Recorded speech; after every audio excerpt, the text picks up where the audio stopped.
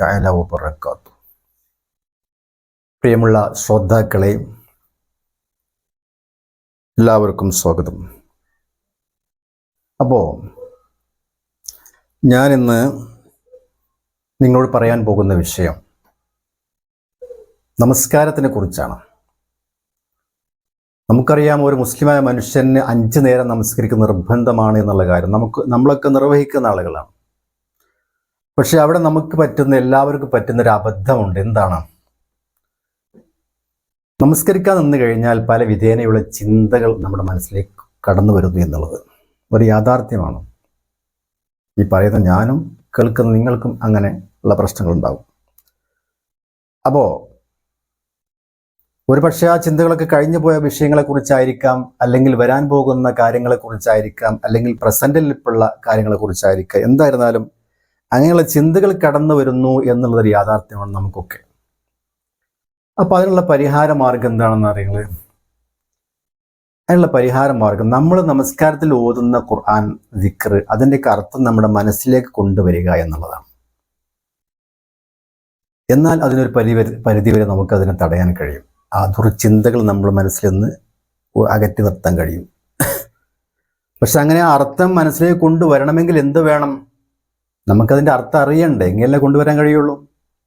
അപ്പം ഞാനിന്ന് നിങ്ങളോട് പറയാൻ പോകുന്നത് ഫാത്തിഹ സൂറത്തും അതിൻ്റെ അർത്ഥവുമാണ്. നമുക്ക് നോക്കാം എന്താണ് ഫാത്തിഹ സൂറത്തിൽ പറയുന്നത്. നമുക്ക് ആദ്യം ഫാത്തിഹ സൂറത്ത് ഓതി നോക്കാം. അഊദു ബില്ലാഹി മിനശ് ശൈത്വാനിർ റജീം. ബിസ്മില്ലാഹിർ റഹ്മാനിർ റഹീം. അൽഹംദുലില്ലാഹി റബ്ബിൽ ആലമീൻ. അർറഹ്മാനിർ റഹീം. മാലികി യൗമിദ്ദീൻ. ഇയ്യാക നഅ്ബുദു വ ഇയ്യാക നസ്തഈൻ.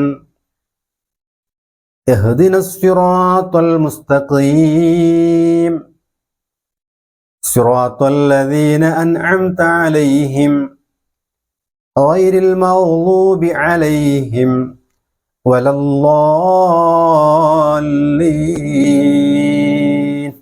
ആമീൻ. ഇതാണല്ലോ ഫാത്തിഹ സൂറത്ത്.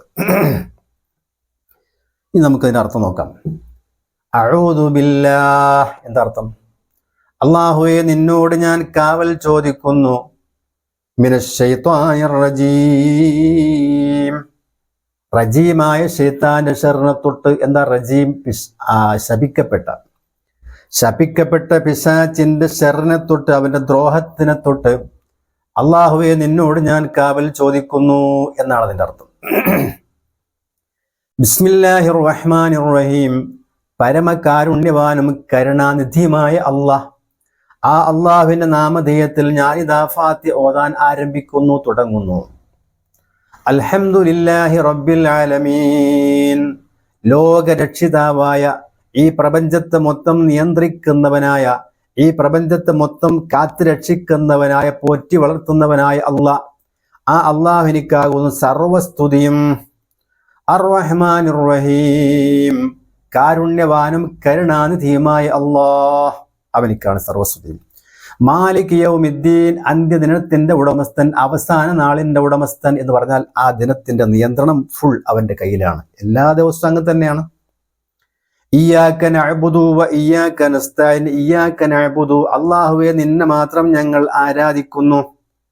വ ഇയ്യാക നസ്തഈൻ, നിന്നോട് മാത്രം ഞങ്ങൾ സഹായം ചോദിക്കുന്നു. ഞങ്ങളുടെ എല്ലാ പ്രശ്നങ്ങളും നിന്റെ മുമ്പിൽ ഞങ്ങൾ വെക്കുന്നു എന്നർത്ഥം. ഇഹ്ദിനസ് സിറാത്തൽ മുസ്തഖീം. അല്ലാഹുവേ, ചൊവ്വായ മാർഗത്തിൽ ഞങ്ങളെ നീ ആക്കേണമേ. വളഞ്ഞ മാർഗത്തിലാക്കരുത്. കാരണം ആ മാർഗത്തിൽ പോയാൽ നരകത്തിലേക്കെത്തും. പക്ഷെ ഞങ്ങൾ എന്താക്കണം? നേരായ മാർഗം, സ്വർഗത്തിലേക്ക് എത്തുന്ന നേരായ ചൊവ്വായ മാർഗം, അതിൽ ഞങ്ങളെ നീ ആക്കണമേ. സിറാത്തൽ ലദീന അൻഅംത അലൈഹിം. നീ അനുഗ്രഹിച്ച ആളുകളുടെ മാർഗത്തിലാക്കണമേ. ആരാ അനുഗ്രഹിച്ചവർ? അമ്പിയാക്കൾ, ഔലിയാക്കൾ, സഹീങ്ങൾ, ഇങ്ങനെയുള്ള നല്ല ആളുകൾ. അവിടെ മാർഗത്തിലേക്ക് ഞങ്ങളെ നീ ആക്കണമേ. ഗൈറിൽ മഗ്ദൂബി അലൈഹിം. നീ കോപിച്ച, നിനക്കിഷ്ടമില്ലാത്ത ആളുകൾ, അവരുടെ മാർഗത്തിൽ ഞങ്ങളെ നീ ആക്കരുത്. വലല്ലാലീൻ, പിഴച്ചു പോയ ആളുടെ മാർഗത്തിലും ഞങ്ങളെ നീ ആക്കരുതല്ലാ. ആമീൻ, നീ ഉത്തരം ചെയ്യണമേ. ഇതാകുന്നു ഫാത്തിഹ സൂറത്തിന്റെ അർത്ഥം. മനസ്സിലായോ? അപ്പൊ താല്പര്യമുള്ള ആളുകളൊക്കെ പഠിക്കുക. അല്ലാഹു സുബ്ഹാനഹു വ തആല അതിന് തൗഫീഖ് നൽകട്ടെ. അസ്സലാമു അലൈക്കും വറഹ്മത്തുള്ളാഹി തആല വബറകാതുഹു.